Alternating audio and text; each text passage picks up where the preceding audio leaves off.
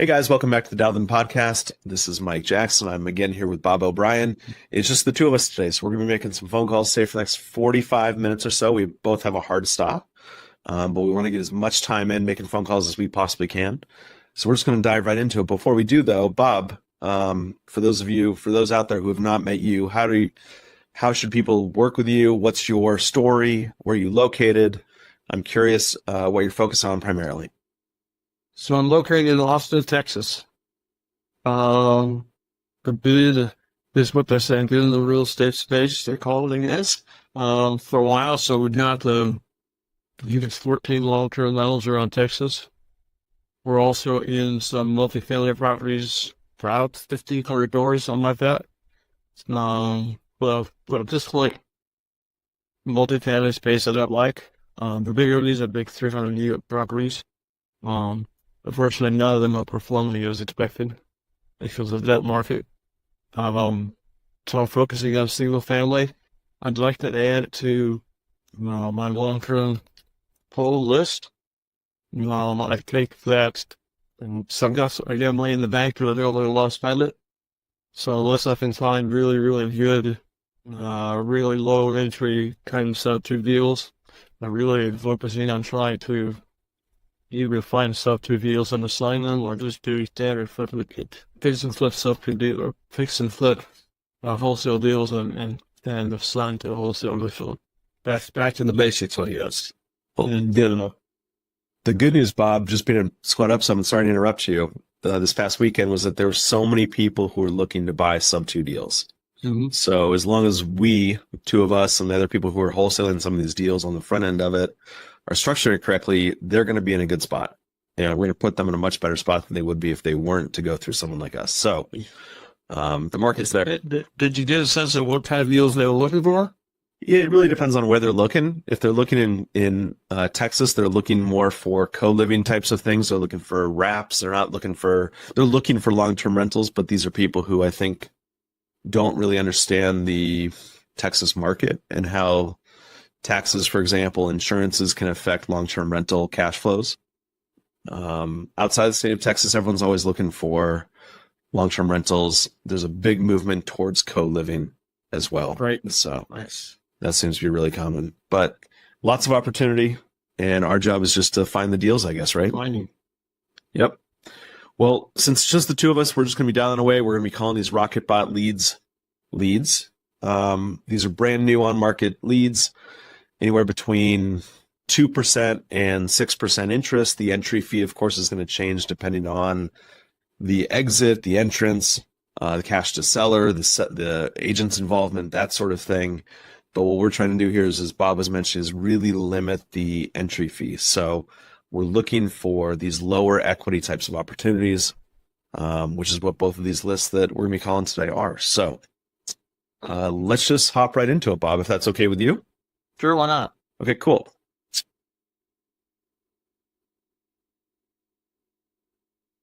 I'm going to mute myself while I'm making phone calls. Okay.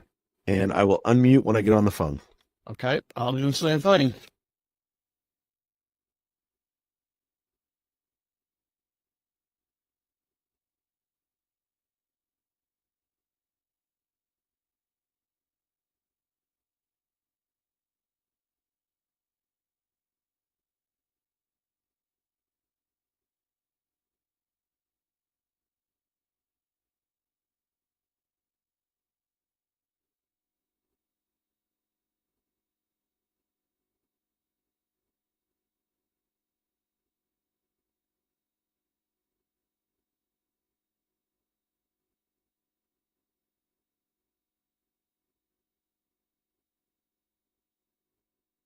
This is Sasha. Hey, Sasha, it's Mike Jackson. How are you? Doing good these days? My name is Mike. I'm calling about your listing that I'm looking at on Zillow here, the one on Brooklyn Rose Drive. Yes, sir. And you guys just listed that, right? A couple days ago, it looks like. Mm-hmm. Show and start tomorrow. Awesome. Did you guys have an open house this past weekend? Not yet. Okay. Okay, cool. Well, definitely want to come see it in person. I live down here in Austin, but I'm looking for a property up in that area. Are you an agent or are you a buyer? I'm a buyer. You're a buyer? Okay. Yep. Yeah, I'm not an agent here. You're in Austin, moving to Houston? I'm looking for properties to purchase in the Houston area. So what I focus on primarily is I buy properties. I'll typically be turning them into either co-living properties where we bring in a few people to kind of rent by the room, or what we'll do is we'll resell them to somebody who is struggling to qualify conventionally. Okay. Yeah, I've heard of that business plan before. And how is it? What's it say? I really love it personally. The co-living side of it I love because I feel like I'm providing affordable housing to people who can't afford to pay, like here in Austin, for example, I own half a dozen or so, and the rents here for single family are $2,500, whereas I'm charging $800 a month for a room. So for the young professionals, it seems to be working great. Love it, love it. I sold that home originally to a couple of veterans, and they wanted to turn that into a rental property. Because they're veterans and then they have 100% disability, they do not have to pay property taxes. But what if they turn that home into a rental property? Now they got to pay property taxes, and because rentals in the area is probably in 2,100, 2,200 a month, just like you said, then it becomes the numbers don't work out. It's so hard to buy a long-term rental here in Texas that actually works just because of our taxes. Right. It's really hard. Are you an investor yourself? I am. That's how I got started. Oh, very cool. What do you do? So we started flipping, and then I just start buying instead of flipping the homes, I just started teaching them. So I like the rent houses. I like the mailbox money. So are you rehabbing and then refinancing out of those deals and then just putting a long-term renter in there? Mm-hmm. Yes. That's amazing. I'm actually meeting a friend of mine up here in Austin this afternoon who he's done the same thing, and he has about 150 homes that he's done that with, and then just put a Section 8 tenant in there. Yeah, I'm not a fan of Section 8, but a lot of people are, and it works for them. So it's just preference. Yep, I totally agree. So, Sasha, typically, I'm glad that I'm talking to an investor, by the way. It's nice that we can actually have it feels like a higher level conversation than some of the agents who are brand new. Most of the time that we're purchasing these homes, like the one on Brooklyn Rose, what we're doing is we're coming in and simply taking over the payments while we're paying off the seller's equity. If there is any, we're paying your commission directly. We're paying all the closing costs. Would the seller be open to something like that in this scenario? It doesn't look like there's a ton of equity in this home. Right. There's not a ton of equity in this house. If then you know what? I think a subject to will not work because it's a VA loan, and she needs to get out of this VA loan to go into another VA loan into the property in which they're buying. So, because she needs to have her VA available to her, that's the reason I don't think a subject to would work. Yep. Yeah. And typically at this point in the listing anyway, it's really not a solution quite yet, just because I'm sure that they're hoping that it sells traditionally and sells quickly and over list and that sort of thing. I think more than anything, I was just giving you a call just to kind of provide you with an option. If maybe 30 days down the line, something isn't happening the way that they're hoping. And then at least at that point, I can kind of step in and provide you with some guidance, at least giving you that second option. In fact, you mentioned something really interesting about the VA loan entitlement. We deal with a lot of that type of thing where a seller wants to sell the house. They have a VA loan. They want to go buy another house using their VA entitlement. So if you guys do get to the point where you at least want to have a conversation with me, I'm happy to show you how that would work for them, if that's okay. Right. Well, we're doing that already. We're building a new home for that. Mm-hmm. So we really have a new house selected. We'll just have to sell this one before we can move forward. Got it. It sounds like they may have used up all of their entitlement already.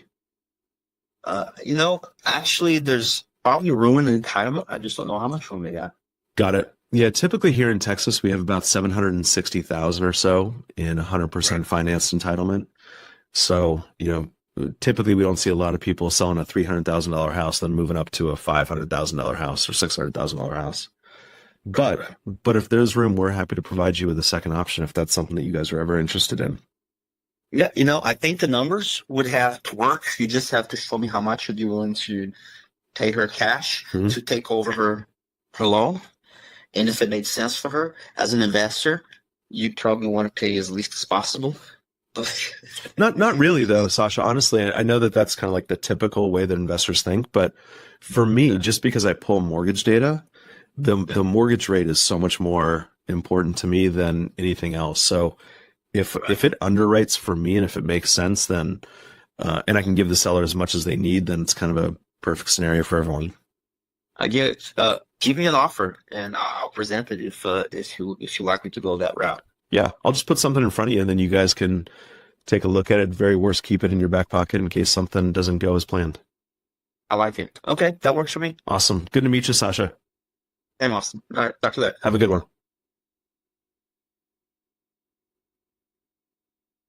Okay, first call in a few days. Dusting off the rust. What'd you think, Bob? Do not to turn the light off. That's okay. It happens all the time. So I had a really hard time hearing him. I heard you fine.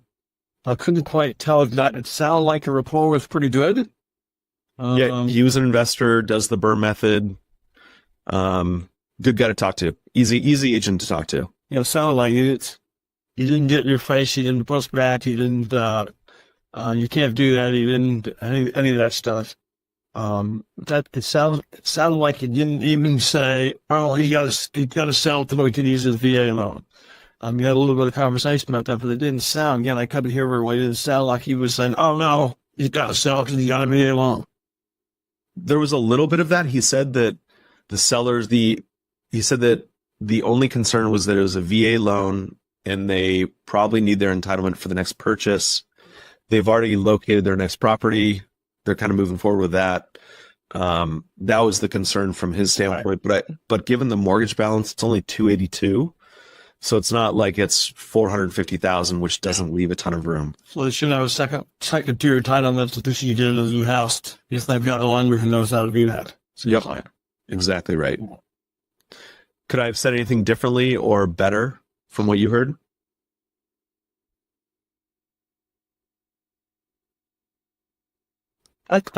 Nothing came to mind. Yeah, all heard a very little of his side of it, but it sounded smooth. It sounded engaged. It sounded informative without trying to do a fire hose down his perf. So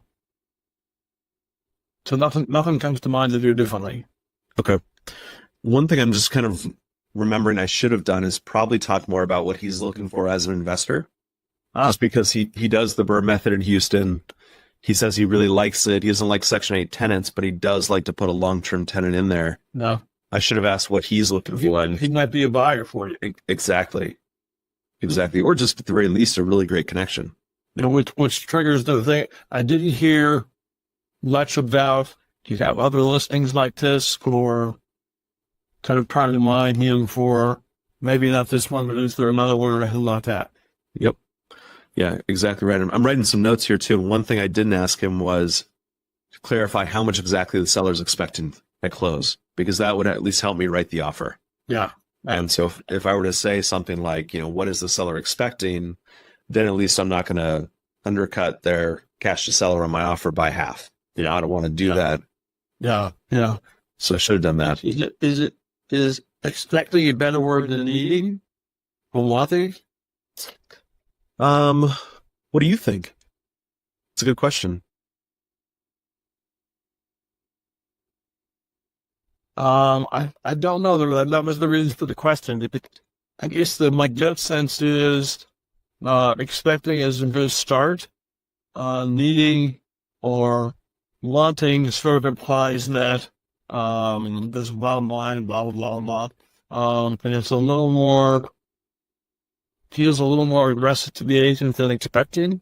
Mm-hmm. How much I put in the spot for us I was there? About 11,500. And how much was I don't know the list price. The list price is I'm just trying to calculate it out. I didn't look it up here. It's probably 320. Okay. Yep, it's exactly 320.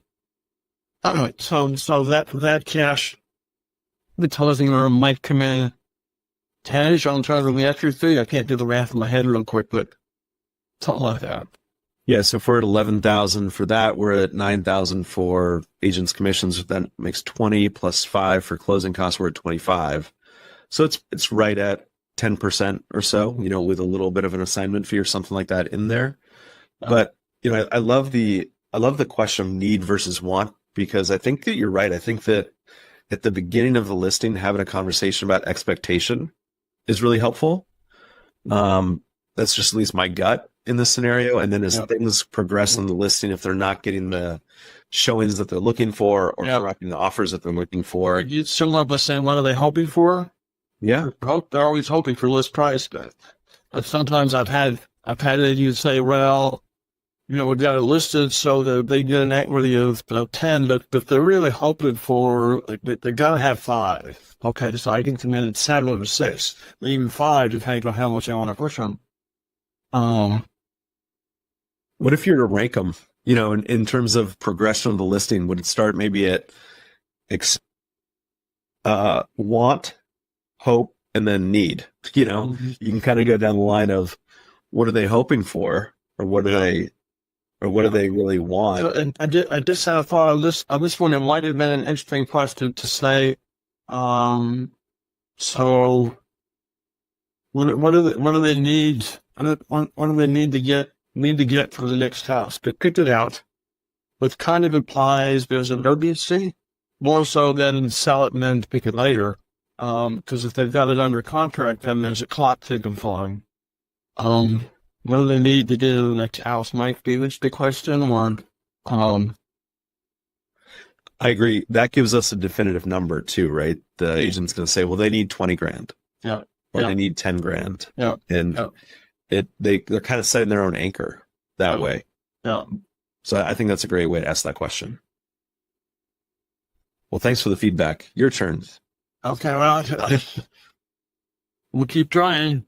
We'll keep trying. I got an answer on the first call. I tend to. It's so crazy when people who are on here are calling. I get lucky. I don't know why. And 1 week I don't remember 2 or 3 out of the first 2 or 3 I called, and last time we did this, I think I had none out of them. It happens that way sometimes, and sometimes the day of the week really affects it a lot too. That could be true.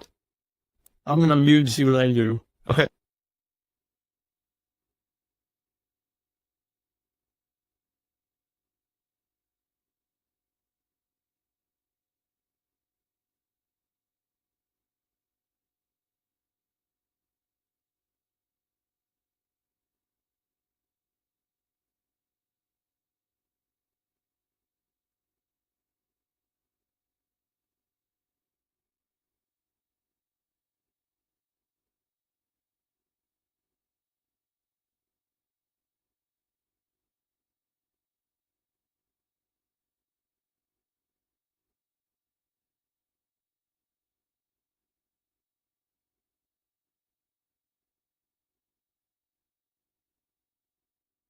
Yeah. Okay, I'm sorry. My name's Bob. Calling you back through Wolsey on the TV screen just died on 4267 1210 East Street. Is that, did I get that underline? Yeah, correct. I should click it. Oh, man, we'll have everything able to do listing. As you can tell from my area code, I'm down in Austin. I've been lots of long-term rentals down here. I'm looking to expand the patch, particularly the insurance market for Texas is pretty horrible. So that I saw this pop up. It looked kind of interesting. What can you tell me about it? I'll buy or non-reactive. Or I've lived in it the last 3 years. It would make a great rental, though. The next door neighbors are about told they can target like 2,100 around there. Yeah. Boy, what else do you want to know about? So intrigued that you just bought it and now you're moving. Did you find a better deal somewhere else or didn't like the neighborhood? Or? Yeah, just put in you a little closer back. That's it's ready. I'm not even the fact into the overlook. Oh, okay. When I closed on that, 2.5 years ago, I lost the interest rate like 5%, and It's just a simple, my mortgage is close to $3,000 a month. So don't have you had it out. Okay, okay, Korean big. Yeah. So it's going to be the next question about trying to compare the mortgage payment and the cash or the rental. So it doesn't cash flow the best you can tell. Yeah. Yeah. My coming down to $3,000 after that. And you can't hold that in line. It doesn't sound like you would be a test. Yeah. Yeah. So it sounds like you're an investor. I am too. I've got 15 houses or so now in Texas. But the challenge down here is the cash flow. Sounds like it'd be someone if there is a problem too or a challenge too. Yeah, I think it's pretty good. I do that. Yeah. Well, yeah. I think that by the Okay. Okay. Yeah, so you can probably know this as an investor. If you've got as many properties as we've got, you're kind of stuck with either high interest rates or DSCR loans or something like that just and actually not work. And that was so I've got some software that I never done is right around it. It looks at things trying to figure out about interest rates and stuff. But it just doesn't sound like the numbers work on this. That's what I'm hearing you say. yeah, you're trying to get financing and it'll get up. Yeah. Yeah.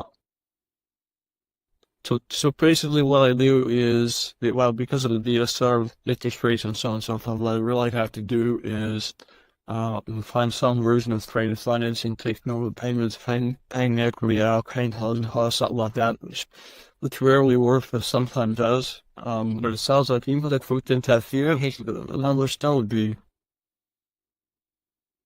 pretty I tough. can't look more. Yeah. No. Okay. Well,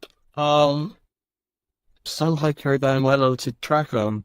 What if you're an investor up in that neighborhood? Do you have any top leads that you've got listened that will use things make some sense or maybe not? Well, which street can I roll one? Maybe. Telegram, maybe. Yeah, I have two more, but they're still adding PayPal, you talk. One cried the 45,000 in the RY at 58,000. And I should see the way that, like, Unity's gone least aware. So I guess that a little bit weird that way, but, yeah. So each of the units is owned, and then on top of that, there's the land lease, or they're owned together with the land lease. You would only, hold on. But the land that finance sounds just work. Great. Jeez. Yeah, so there'd be a last fee and electric and all that stuff, probably. Okay. What? This is outside of what I know that what you said, so what the night for one of those would be like. Oh no, without the question, I really haven't checked. So,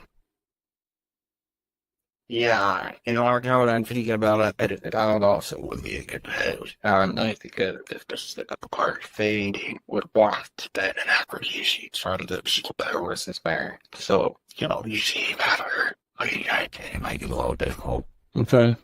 So they're looking for owner octopus kind of new owner octopus letters on the land what they have. Yeah, it's good time. And which one of your short-term port split? Tell me more about that. Well, one of us applies for one phase, 5850 for all people. Oh, I got it, perfect work. So it's a flip time situation. All right. Yeah. The manager don't know that I had the skill set, particularly on town like that. Well, how about if I send you over an email? Let me make sure I'm not too not making about it here. It's Talman.god at the Perry.group. Okay. I'll send you an email, kind of tell you a little bit more about me, so you keep me on your radar, and maybe we can talk a little bit about some of these other properties, even if they're not probably wouldn't work, but it might work, so it might warrant some further conversation or something like that. Does that make sense as a plan? Absolutely, yeah. And then, you know, with your typical bylaw, I think the guy helped me creature you on March 4. Hold very. I'm looking. On that's used whether by adoption all we had all the unfortunately intern. Great. I appreciate it. I'll keep in touch. You know, bye-bye. Really nice guy. Seem to be. Yeah. So I missed the first part of that. So he was the owner and investor on the house, right? He was the owner and he lived in it. And, Okay. he wants to move closer to his office. The interest rate, each 10 was over 5, maybe 6. The self-processed 5.13, but who knows what's right at this point. But his current VITI, which if you know, our options VITI was about $3,000, and the best he thought you can get for rent was $2,200. So, you wouldn't be able to really buy it and rent it out. Well, what's another option though for that? So I guess we could think about a wrap, maybe. Could think about a wrap. Could think about doing a homestead buyer type of scenario. Where is the house? What city? It sits in Payson, Utah. Okay. And I don't even know where I know where Utah is, of course. I'm in Salt Lake, and I have no idea where Payson is. I never said, you take all that stuff through ahead of time, which March means I don't do nearly as many calls. I'm thinking all this through, and they still don't work, so I'm pushing myself to don't do the prep work, just make the call. Payson's just south of Provo. Okay. So, one thing that maybe you could have done there, I don't know if you're going this direction or not, but I think that if his interest rate is higher, it doesn't work as a long-term rental. The first thing to think about, for me at least, is does it work as a wrap? Now, at a higher interest rate, it may not work as a wrap. So then I automatically go to, well, can I sell that to somebody who, maybe has some cash in the bank, but they don't want to go get bank qualification, and they're okay getting that 5.25% rate or whatever that rate is. Nice. That's probably the best scenario. Okay. Guys, in fact, I wonder if I may have asked him, have you tried to sell it as an assumable rate, or have you tried to pass on that rate to a buyer as an incentive? Something like that. Yeah. Or even have you started thinking about the way I was thinking about it, kind of. Yeah, it seems like there was a piece that was missing in his knowledge, which would take him from where he currently is to maybe where he wants to be just by getting rid of it. Yeah. Right. He wants to move. He wants that $3,000 a month payment or whatever that was Right. Off his plate. And I think that selling to someone who's going to live there is probably the best option. Yeah. It's also much less expensive than someone who's going to come in and buy it. Right. Someone's going to come in and buy it, get a higher rate than 5% or 5.25%. Right. And it's going to be more costly for them. Was this a VA loan or an FHA? Or conventional? It says new conventional. Okay. Got it. And how much equity does he have in the house? What was he going to walk away with? So cash to seller is about $5,000. Oh my gosh. Yeah. So that might be a really good follow-up just to even partner with him. Because what you have, Bob, is you have access to all these people, right, who are in that area of Provo in Utah, who are always coming across buyers who are looking to live in a house themselves. Right. And if you paid him $5,000 closing costs, he'll probably he'd probably want a little bit of commission, even though he's, the owner of the house. What's the list price on it? You're going to ask that. I was starting strong before I did. He says, loan balance is 446 steps 1008. That's a good deal. So the list price is 4,800. That's 480,000 feet. That's a really good deal. So that would get your entry cost to be low. Yep. Sounds like. Exactly right.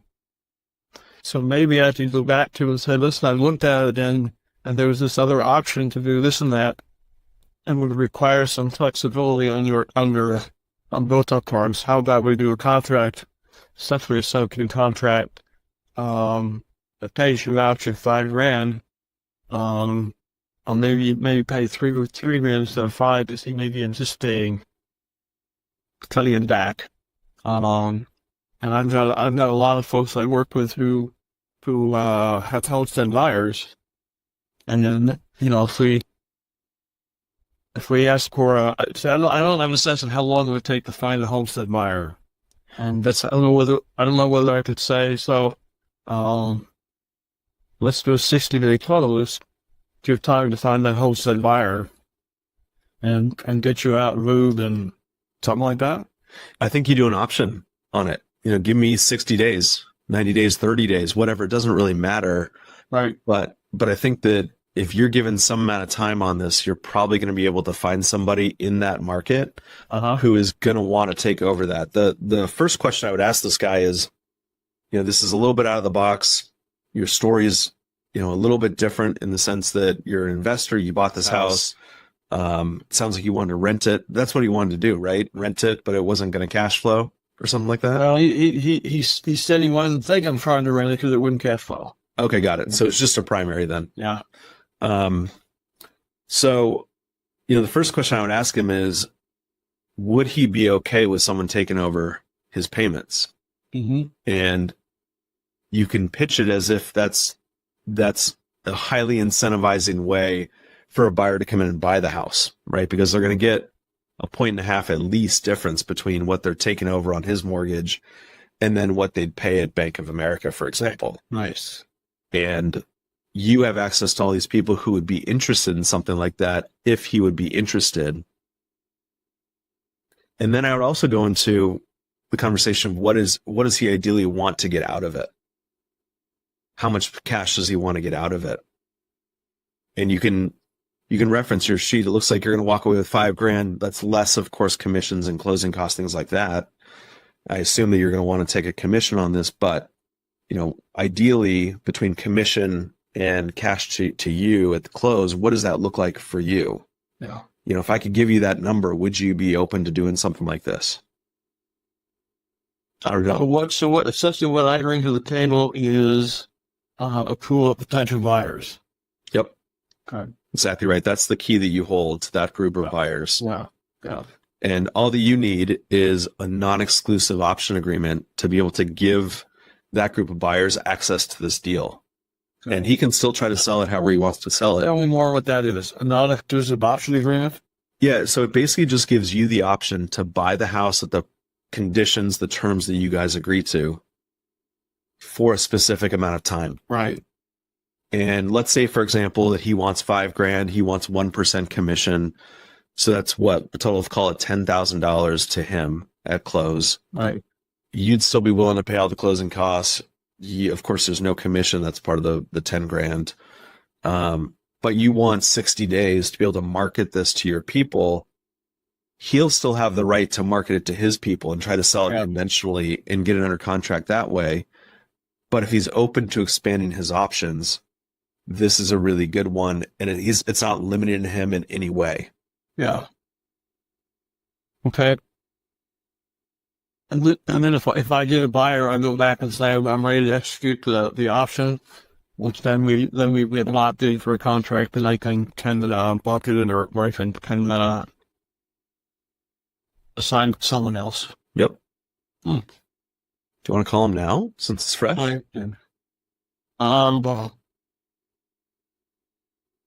got to be out the door pretty quick. Okay. I'll try it on this afternoon. Okay. I don't want to get a conversation to be pressed to out to the book. I totally get it. That's a really good lead for that type of an exit. I think it's an option into a homestead buyer. It doesn't lock you in. It locks him in if you get somebody who is willing to buy it, but it doesn't limit him to sell conventionally as well. So right. Could be a really good option. And so where would I find the paperwork to make all that happen? That's all in our sub 2 paperwork stuff. There's an option agreement in there. There's a sub 2. So what you do is you basically just start with sub 2 and then go option. Okay. So you do both the sub 2 and the option contract. Yep. Then you get a TC involved. I wouldn't quite yet, just because you don't want to have to come out of pocket with any money unless you want to partner with them on it. But I wouldn't pay anything for an option on this. Right. Okay. I'll just fill it out. Okay.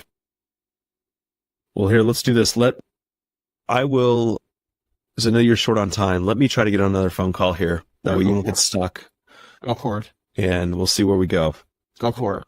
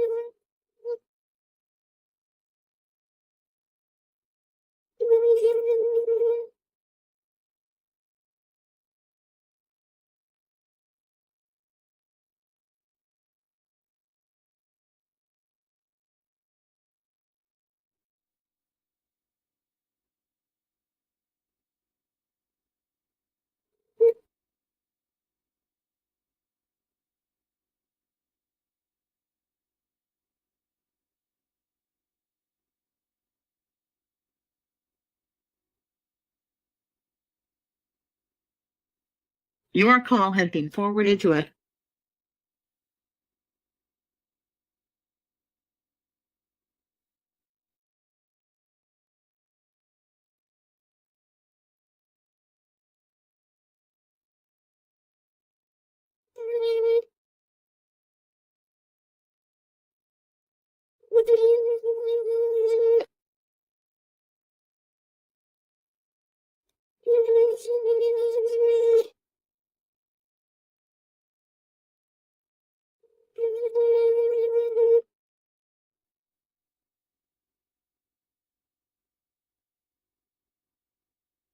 I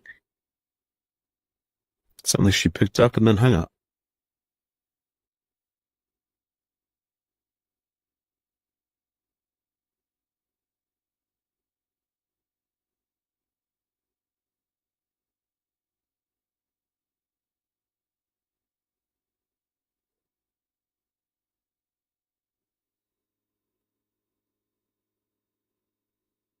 Hello.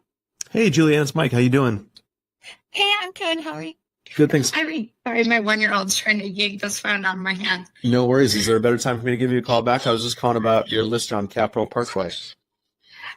No, now's a fine time. Okay. It sounds like you have more than your hands full.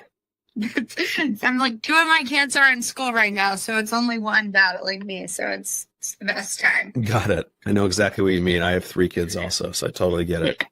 Yes. So I came across this. I'm looking on Zillow. I'm a buyer, by the way. I'm not an agent. And I'm looking at Capitol Parkway. And just to kind of give you some brief background, you can kind of tell me if I'm barking up the wrong tree. But what I do is I buy homes in Jacksonville, and then I'll typically resell them to people on owner finance who can't qualify conventionally. And so I'm basically just trying to provide opportunity to people who don't have the opportunity normally. And I saw this. It looks like this is a really beautiful. Is this a home or a townhome? What's this classified as? On Capitol Parkway, that one is a townhome. Okay, got it. And are there any HOA fees, any other fees that I need to be made aware of? The HOA fees are low. I think they're in the 200s paid quarterly and no CDD. Okay, cool. Yeah, that CDD can get expensive pretty quickly. Yes. Okay. Since you have your hands full, I'll cut to the chase. Typically, no. I couldn't even hear your child in the background. I just know what it's like. Typically what I'll do for a house like this, I know that you guys are brand new on market, but typically what I'll do is I'll offer to come in and take over the payments on kind of lower equity types of listings, kind of like this. And I don't know if my data is right, but would the seller be open to me taking over the payments and then paying you your commission and then paying them their equity? I would say the only like immediate concern I have is that it was purchased with a VA loan and that there's a chance he's going to want his entitlement back. Sure. That being said, I know that he's not buying at his next duty station, so it's not, necessarily contingent on that, but it would just be something I need to go over, like a risk benefit with him. Of course. Okay.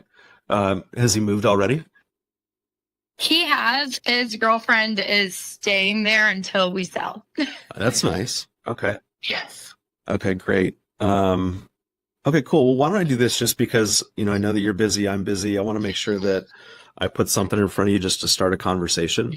Yeah, that would be great. So I'll write an offer for you guys. You guys can take a look at it, and then I'll follow up with you just to make sure you have questions that need answering. I'm here for you. Perfect. Thank you so much. Thank you. Good luck today. Okay, thanks. Okay, bye-bye. Okay, I left a lot out there just because it felt short on time. Here, let me unmute you. Oh, I heard. There you, I unmuted you. What'd you say, Bob? You're good. I can hear you. So it was a townhouse? It's a townhouse, yeah. So it's a townhouse in Jacksonville, Florida. It sounds like it's relatively inexpensive from an HOA standpoint. I mean, a couple $100 every quarter sounds like nothing for Florida. There's no CDD fees, which is really nice. But yeah, it's a really nice, relatively new 2021 build in Jacksonville. And the seller's expecting about $7,000 in closing costs. Sorry, in equity. And she seems pretty open to having a conversation, at least. Good call. Is there anything that I missed? Quick call, but got to the point, and I'll set it up for follow-up if she seems interested in it. So Yeah. Yeah, I think she's happy to have some interest in it. Yeah. That's my impression. Yeah. Is there anything else in our very limited time that I had with her that I should have said or maybe missed?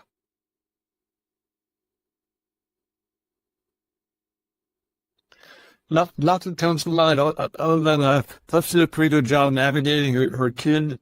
I guess she said she had a couple in school, but so one kid was making all that noise. One little baby making all that noise, yep. And I was just getting her boyfriend said, "Oh, can you call me back?" And we started giving that out, but she didn't take it.